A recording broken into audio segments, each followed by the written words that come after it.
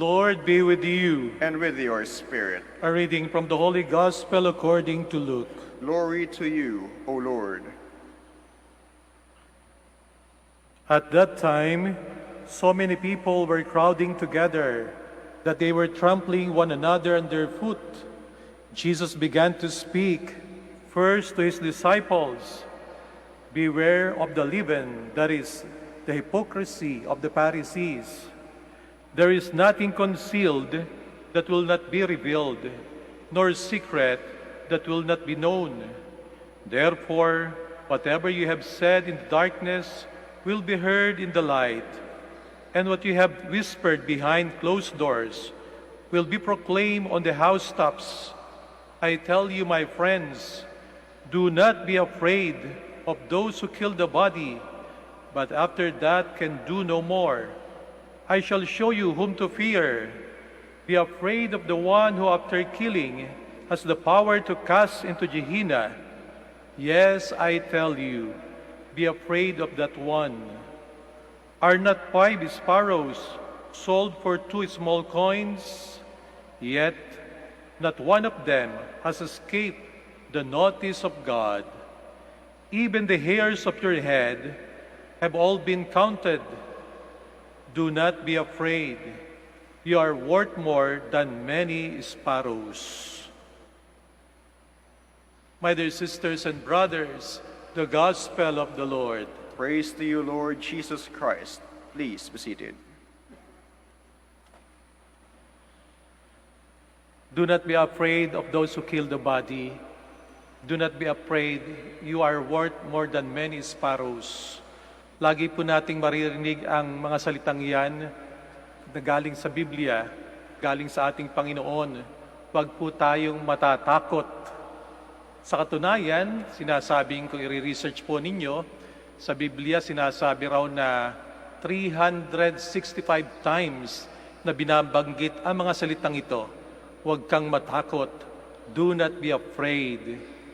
Ang isang taon ay binubuo po ng 365 days. Kaya kung 365 times na sinasabi sa Biblia na huwag kang matakot, pwede po nating sabihin na ang Panginoong Diyos araw-araw waring sinasabi sa atin, huwag po tayong matatakot. Harapin natin ang buhay.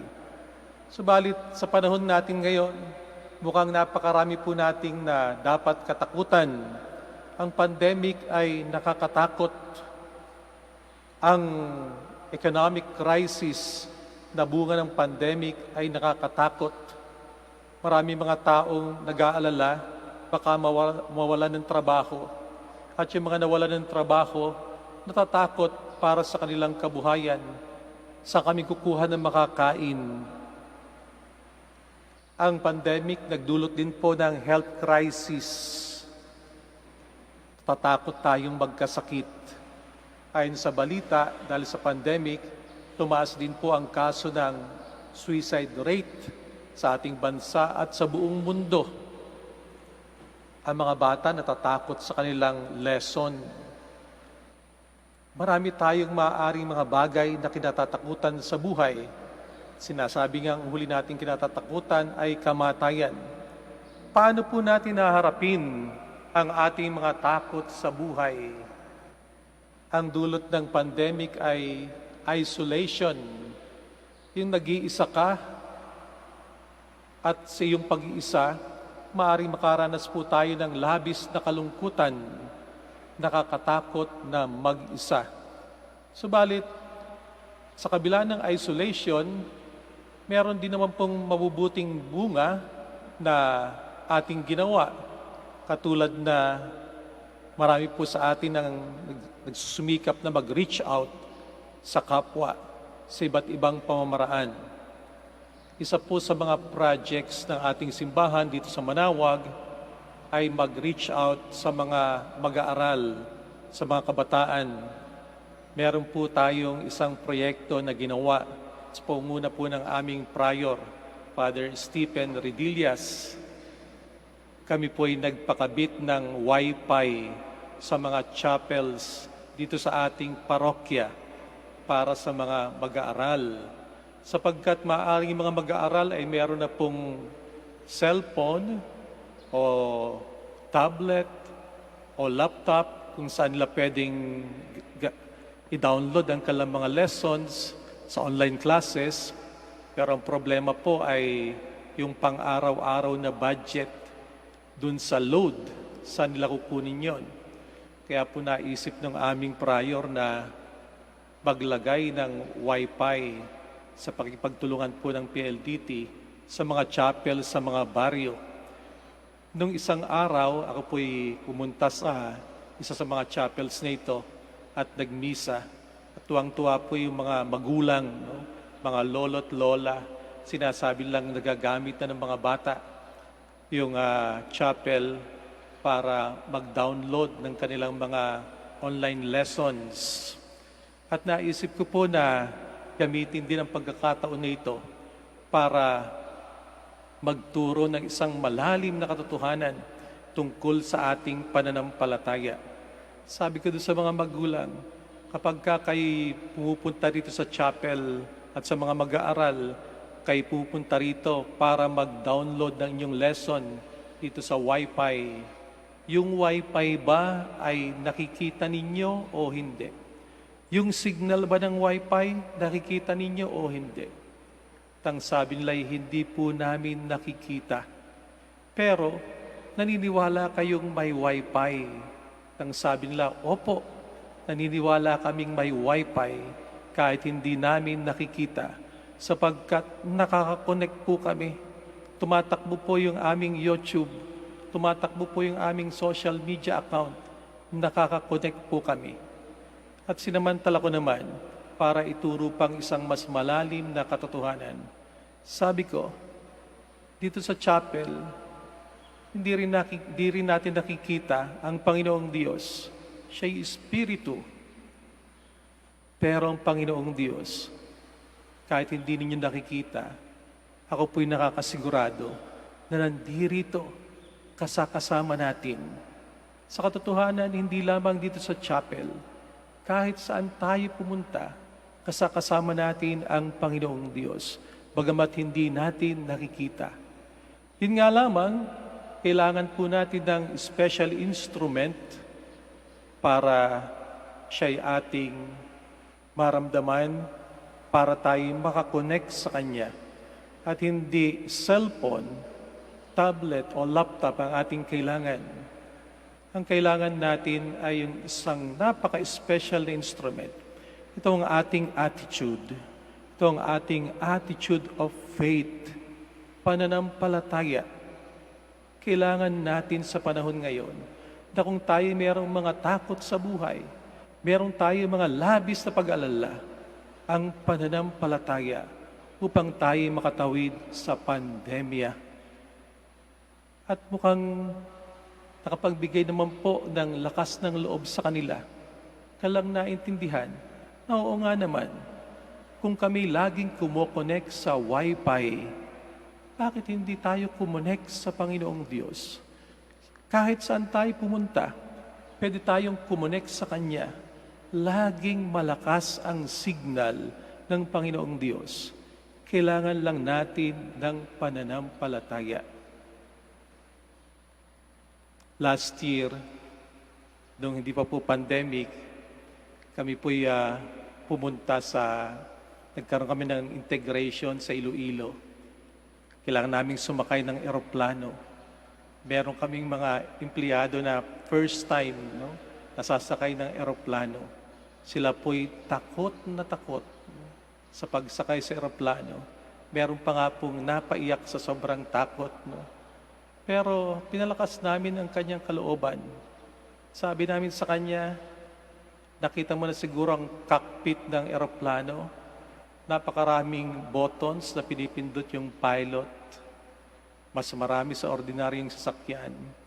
Bago mag-take off, marami siyang pipindutin. Pag take off, marami siyang lever na gagalawin hanggang tayo ay makapag-landing.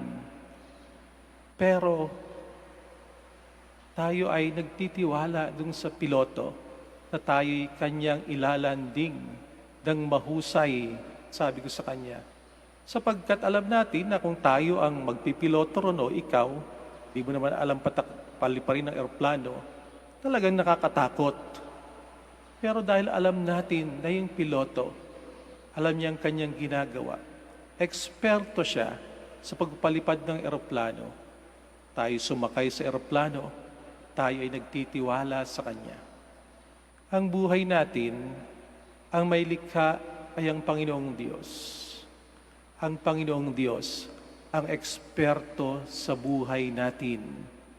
Siya nakakaalam kung paano patatakbuhin ang buhay natin. Na magkaroon po ng pandemic, sa pusa na-realize natin sa mundong ito, hindi po pala tayo ang may control sa mga bagay-bagay dito sa mundo. Ultimately, kahit ang siyensya ay limitado, nakita natin yan. Kahit na mga namumuno sa pamahalaan ay limitado, alam natin yan. Nakatanggap ba kayong lahat ng ayuda? Limitado, hindi lahat.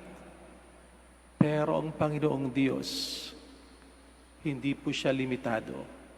Ultimately, na-realize natin, ang Panginoong Diyos ang may control sa buhay natin.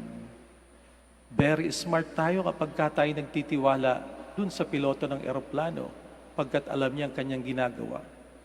Hindi po ba't mas magiging smart tayo kung sa Panginoong Diyos tayo magtitiwala ngayong panahon ng pandemic?